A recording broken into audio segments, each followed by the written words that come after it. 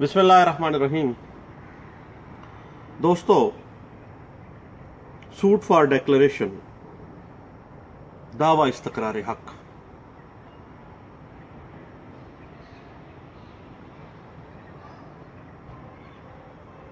इस्तेहकाक का मतलब यह है कि कोई ऐसा शख्स जिसकी कोई कानूनी हैसियत हो या किसी जायदाद में किसी भी किस्म का कोई कानूनी हक हो, देन वो शख्स ये हक रखता है कि वो उन अशखास के खिलाफ मुकदमा इस्तकरार हक दायर कर सके जो उसके कानूनी हक से इनकार कर रहे हैं या मुस्तकबिल करीब में इनकार करने का इरादा रखते हैं। इट मीन्स कि कोई ज़रूरी नहीं है कि कोई नुकसान पहुंचाया गया हो तो उसके खिलाफ इस्तकरारिया दावा दायर किया जाएगा, बल्कि जहां भी किसी जायदाद में कानूनी हक हो और उसकी नफ़ी का इम्कान हो, उसका इनकार का इम्कान हो, तो उसी को तस्लीम करवाने के लिए, उस हक को तस्लीम करवाने के लिए डिक्लेरेटरी सूट फाइल किया जाता है। डिक्लेरेशन सूट के दायरी हमेशा under section 42 specific relief act 1877 दायर की जाती है और सूट दायरी के बाद अदालत की सवाबदीद है कि जो चाहे मुनासिब फैसला सादर करे। अगर मदई को वो हक पर जानती है तो डिक्लेरेटरी सूट की डिग्री जारी कर सकती है, और अगर मुनासिब नहीं समझती तो वो इनकार भी कर सकती है। सेक्शन 42 स्पेसिफिक रिलीफ एक्ट 1877 की रूह से दो ऐसे फैक्ट्स हैं जिनकी बिना पर suit for declaration under section 42 दायर किया जाता है। एक तो है कानूनी हैसियत और दूसरी जायदाद के राइट्स के बारे में है। जहां तक कानूनी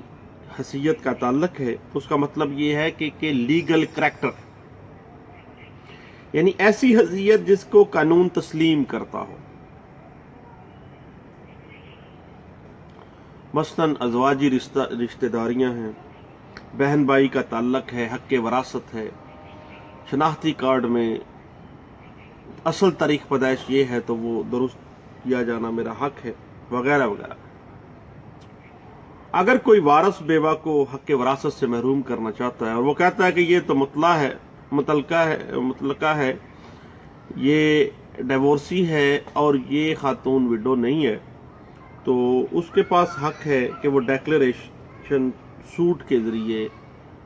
under section 42 specific relief act 1877 अपने आप को बेवा डिक्लेयर करवाए।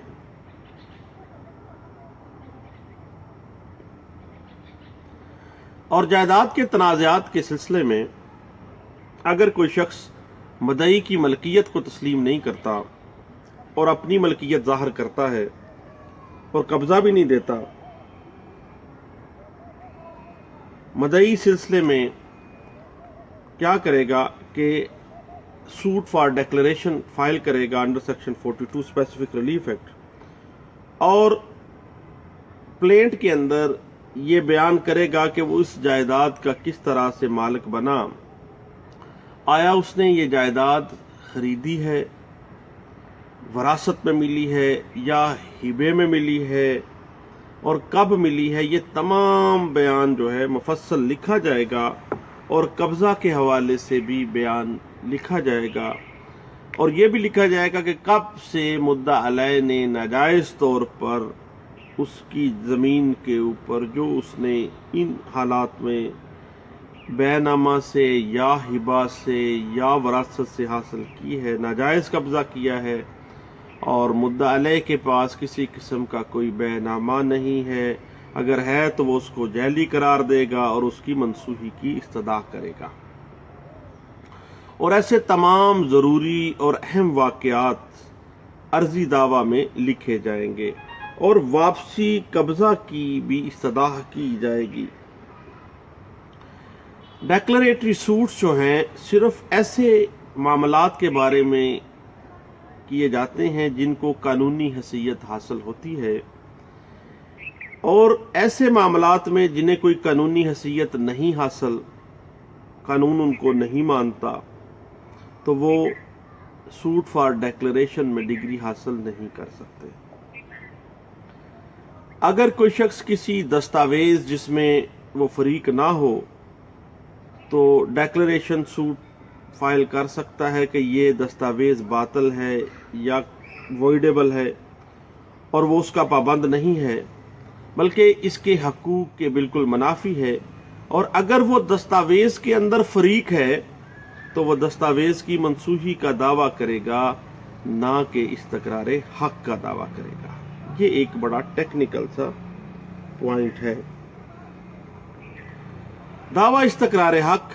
جو ہے یہ ہمیشہ اپنے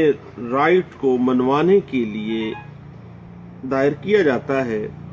اور سیکشن 42 کے تحت ڈیکلریشن سوٹ فائل کرنے کے لیے وسیع تر رائٹس جو ہیں وہ ایک مدعی کو حاصل ہوتے ہیں، اور کوئی شخص کسی بھی شخص کے خلاف declaration suit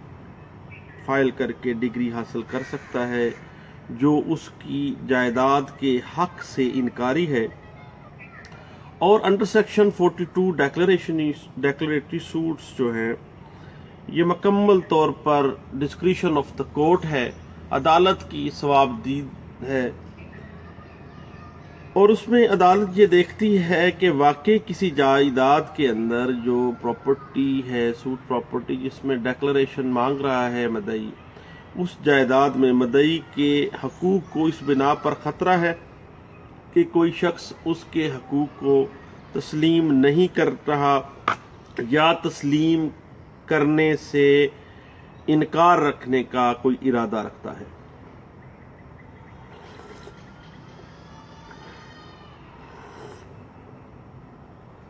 suit for declaration under section 42 specific relief act میں مدعی جو ہے یہ دیکھا جاتا ہے کہ مدعی ایک خاص قانونی حیثیت یا کسی جائیداد میں کوئی خاص حق رکھتا ہے۔ اگر رکھتا ہے تو ڈیکلریٹری سوٹ کی ڈگری جو ہے وہ جاری کی جا سکتی ہے۔ ادروائز اگر عدالت کو یہ سمجھ آ جاتی ہے کہ یہ کوئی رائٹ اس کا ہے ہی نہیں تو عدالت کی اپنی ثوابدید ہے۔ ہمیشہ ایسا شخص جس کے کسی قسم کی کوئی قانونی حیثیت ہے اور وہ اس قانونی حیثیت کو منوانا چاہتا ہے دین وہ ڈیکلریٹری سوٹ میں آئے گا، اور ایسا شخص جس کو کسی جائیداد میں کوئی حق حاصل ہے اور اس کی جائیداد کے اس حق کو تسلیم نہیں کیا جا رہا تو دین وہ ڈیکلریٹری سوٹ میں آئے گا۔ تو اس میں بنیادی انگریڈینٹس کیا ہیں سیکشن 42 اسپیسیفک ریلیف ایکٹ کے؟ پہلی بات یہ ہے کہ جو مدعی ہے پراما فشائی آن رائٹ ہو، دعویٰ استقرار حق دائر کرنے سے پہلے یہ چیز سامنے آ جائے کہ دعوے کے دورانیے میں مدعی کا جو دعویٰ ہے بظاہر حق پر مبنی ہے یا نہیں ہے۔ اگر حق پہ مبنی ہے، کوئی رائٹ اس کا کریٹ ہو رہا ہے، دین وہ مینٹینیبل ہے، ادروائز وہ مینٹینیبل نہیں ہے۔ دوسری چیز یہ ہے کہ entitled to the legal character ہے مدعی۔ دعویٰ دائر کرتے وقت مدعی کو کوئی قانونی حیثیت حاصل ہے یا کوئی قانونی حیثیت حاصل نہیں ہے، یہ بات سب سے اہم ہے اور یہ مد نظر رکھنی چاہیے۔ لیگل کریکٹر کے اندر ایک شخص کا عام کردار اور سٹیٹس جو ہے، جو لیگل اس کا سٹیٹس ہے، یہ تمام چیزیں شامل ہیں۔ یہ وہ حیثیت اور وہ کردار ہے جو ایک شخص قانون کی نظر میں رکھتا ہے۔ کیا اس کا یہ اس جائیداد میں یا اس سٹیٹس کے اندر وہ کوئی رائٹ کریٹ ہو رہا ہے یا نہیں ہو رہا۔ لیگل رائٹ، مدعی کو جو حق حاصل ہو جو اس کی حیثیت ہو اس کی نفی سے بچنے کے لیے مدعی دعویٰ کر رہا ہو، اور اس میں یہ بیسک انگریڈینٹ ہے اس بات کا کہ وہ لیگل رائٹ ہو، قانونی حیثیت ہو، قانونی حق ہو۔ اگر قانون اس حق کو نہیں مان رہا، قانون اس حیثیت کو نہیں مان رہا، تو جناب وہ قانون کی نظر میں نہ حق ہے نہ اس کا کریکٹر ہے۔ دوسری بات یہ ہے کہ ڈیفینڈنٹ نے پلینٹف کے حق جائیداد یا اس کی جو لیگل کریکٹر ہے اس سے انکار کیا ہے یا انکار کرنے کا ارادہ رکھتا ہے۔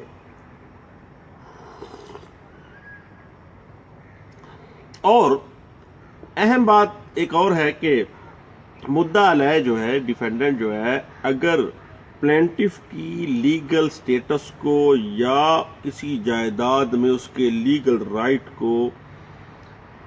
نگیٹ کر رہا ہے، انکاری ہو گیا ہے یا انکاری ہونے کی کوشش کر رہا ہے، تو اس قسم کا جو انکار ہے اس سے مدعی کو حقیقی انجری کتنی ہوگی، اس کو پاسبلٹی آف ڈیمیجز کتنے ہیں اگر وہ انکار کر رہا ہے یا انکار کرنے کا ارادہ رکھتا ہے۔ یہ بات سب سے اہم ہے سوٹ فار ڈیکلریشن میں، اور ایک اہم انگریڈینٹ ہے سیکشن 42 کا۔ اور سوٹ فار ڈیکلریشن میں یہ چیز لازمی ہے کہ آیا جو پلینٹف ہے وہ رائٹ رکھتا ہے ڈیکلیریٹری سوٹ فائل کر کے ڈگری لینے کا یا نہیں۔ اگر اس کے پاس سوٹ فائل کرنے کی لوکس اسٹینڈائی ہے، وہ ایسا فرد ہے جس کے پاس یہ رائٹ ہے کہ وہ ڈیکلیریٹری سوٹ فائل کر کے ڈگری حاصل کرے، دین وہ مینٹینیبل سوٹ ہوگا، ادروائز اس کی مینٹینیبلٹی 0/0 ہے۔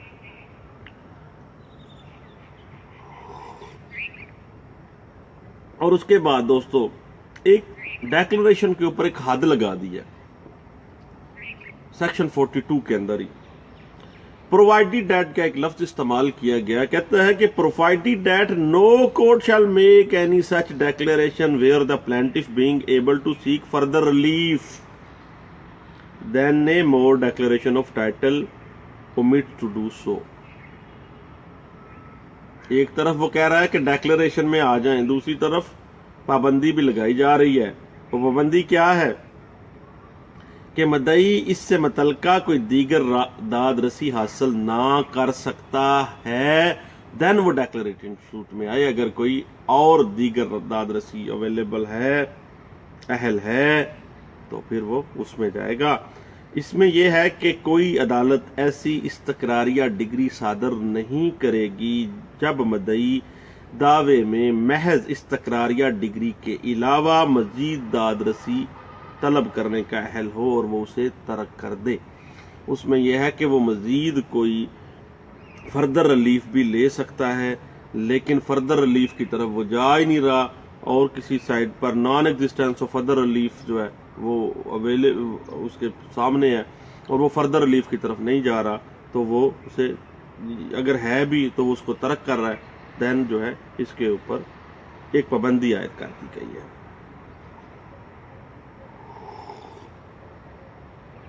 یعنی اس کا مطلب یہ ہے کہ ڈیکلیریٹری سوٹ کے اندر ڈیکلیریشن جو ریلیف ہے اس کے علاوہ مدعی کوئی اور ریلیف اس جائیداد کے متعلق طلب کرنے کا اہل ہے، اس کے پاس رائٹ ہے کہ وہ اور بھی ریلیف لے سکتا ہے، قبضہ بھی مانگ سکتا ہے، طلب کر سکتا ہے، پرے کر سکتا ہے، تو اسے ڈیکلیریشن سوٹ فار ڈگری جو ہے اس کے ساتھ ایسی فردر ریلیف جو ہے اس کی بھی استدعا کرنی چاہیے۔ اگر وہ ایسا کرنا ترک کر دے گا تو عدالت اس کے حق میں محض استقراریہ ڈگری صادر نہیں کر سکتی۔ ایسی دادرسی خواہ مستلزمہ ہی کیوں نہ ہو، کیونکہ اگر ایسی مستلزمہ ڈگری جس کو مدعی ڈیکلیریٹری سوٹ کے ساتھ طلب کر سکتا ہو اور وہ نہ کرے تو دعویٰ اسی صورت میں مینٹینیبل نہیں رہے گا. اس کے پاس جب فردر ریلیف ہے ڈیمانڈ کرنے کے لیے، پرے کرنے کے لیے، لیکن وہ مانگ نہیں رہا، تو بھائی اس کی مینٹینیبلٹی کے لیے لازمی ہے کہ وہ اس کو مانگے.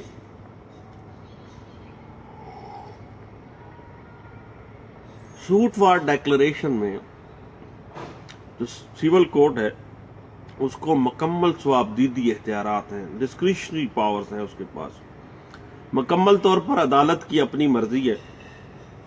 کہ وہ حالات و واقعات کو دیکھ کر مناسب خیال کرے تو ڈیکلریٹری ڈگری جاری کر دے، اور اگر اس کی نظر میں انگریڈینٹ آف سیکشن 42 پورے نہیں ہو رہے ہیں اسپیسیفک ریلیف ایکٹ 1877 کے، تو دین عدالت انکار بھی کر سکتی ہے، مدعی ناکام کر جائے بھائی، اس کی پاس تو وہ دعویٰ دائر کر سکتا ہی نہیں ہے. اور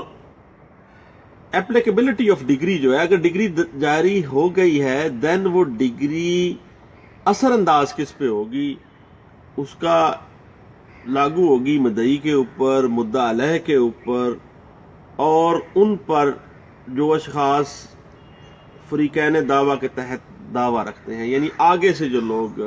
مزید ان کے ساتھ اٹیچ ہیں ان کے اوپر، یا جہاں فریقین میں سے کوئی بندہ بطور ٹرسٹی کام کر رہا ہو، تو ڈیکلریٹری سوٹ جو ہے وہ ڈیکلریٹری ڈگری جو ہے وہ ان کی حد تک اپلیکیبل ہوگی. ادروائز اس کا جو ایگزیکیوشن والا جو چکر ہے وہ ایسا کوئی معاملہ نہیں ہے. صرف آپ اپنے رائٹ کو ڈکلیئر کروانے آئے اور آپ نے اپنا رائٹ ڈکلیئر کروا لیا. تو اس میں یہ ہے دعویٰ استقرار حق جو ہے بصورت متبادل، یعنی اس کی ساتھ ساتھ آپ یہ بھی کہہ سکتے ہیں دعویٰ تعمیل مختص، یعنی آپ ایک طرف پہ ڈیکلریشن بھی مانگ رہے ہیں اور ساتھ ساتھ کیا مانگ رہے ہیں؟ بصورت متبادل دعویٰ تعمیل مختص. تو بھائی مینٹینیبلٹی بن سکتی ہے، اور ایگریمنٹ ٹو سیل کے اوپر دعویٰ استقرار حق دائر نہیں کیا جا سکتا، صرف دعویٰ تعمیل مختص کیا جائے گا. یہ بات انٹرپریٹ بھی کی گئی ہے 2000 NLR SCJ پیج ہے 286 میں. اور ڈیکلریٹری سوٹ ہمیشہ صرف اسی صورت میں دائر کیا جائے گا جب ڈیفینڈنٹ پلینٹف کے حق ملکیت سے انکار کر رہا ہو کہ نہیں بھائی یہ پراپرٹی تو تمہاری ہے ہی نہیں، یا تمہارا یہ حق بنتا ہی نہیں ہے. Then declaration suit under section 42 specific relief act 1877. اور اگر کوئی آرڈر کسی اتھارٹی کا نیچرل جسٹس کے جو رولز ہیں، جو اصول ہیں، ان کی منافی کرتا ہے، ڈی سی صاحب نے یا اے سی صاحب نے یا کمشنر صاحب نے یا کسی کورٹ نے کوئی ایسا آرڈر دے دیا ہے، کورٹ ہے سیمی جوڈیشل یا سیمی جوڈیشل جو فورم ہے، اس نے کوئی ایسا آرڈر دے دیا ہے جو کہ نیچرل جسٹس کے اصولوں کے خلاف ہے، تو suit for declaration under section 42 دائر کر کے اس جو اللیگل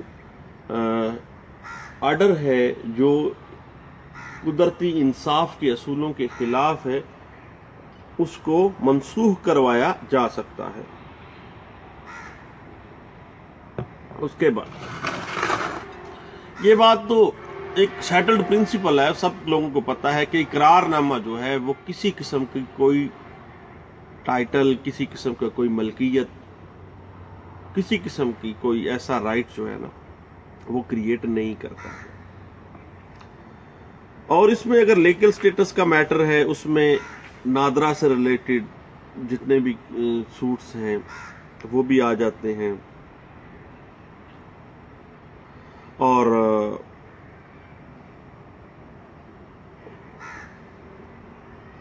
اس میں دونوں پارٹیز جب بھی ڈیکلریٹری سوٹ انڈر سیکشن 42 میں آئیں گی تو اپنی جو پلیڈنگز ہیں ان کی پابند ہے، قطعی صورت پلیڈنگز سے بیانڈ نہیں جا سکتی، ایویڈنس میں بھی اب بیانڈ نہیں جائے گی. اور ڈیکلریٹری سوٹ میں ایک اہم معاملہ جو ہے وہ یہ ہے کہ اس میں جو پلینٹیف ہے اس کو دعویٰ اپنے ثبوت سے ثابت کرنا ہے، اپنے ایویڈنس کے ساتھ، اسٹرانگ ایویڈنس کے ساتھ اس نے ڈیکلریٹری سوٹ میں اپنے رائٹ کو ڈکلیئر کروانا ہے، ثابت پروف کرنا ہے،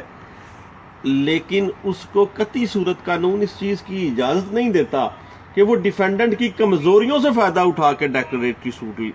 اپنی ڈگری کروا کے لے جائے۔ ایسی کوئی پروویژن، کوئی قانون اس چیز کی کو سپورٹ نہیں کرتا۔ سوٹ فار ڈیکلیریشن جو ہے اس کے اوپر under section 7 subsection 4A court fee لاگو ہوتی ہے، جس کے مطابق مالیت جائیداد پر کورٹ فیس لگے گی، لیکن اگر وراثت کے کوئی معاملات ہیں تو معاملات وراثت کی ڈیکلیریشن لی جا رہی ہے، دین کسی قسم کی کوئی کورٹ فیس جو ہے وہ عائد نہیں ہوگی۔ کورٹ فیس کے حوالے سے اگر دیکھا جائے تو وہ بات یہ ہے کہ دعویٰ اگر ابتدائی مراحل میں ہی واپس ہو گیا ہے تو کورٹ فیس جو ہے وہ واپس لی جا سکتی ہے۔ اور جہاں تک لمیٹیشن کا تعلق ہے تو suit for declaration under section 42 specific relief act 1877 جو ہے اس کے اوپر آرٹیکل 120 لمیٹیشن ایکٹ 1908 اپلائی ہوتا ہے، جس کے جو میعاد ہے کاز آف ایکشن ارائز ہونے سے 6 سال ہے۔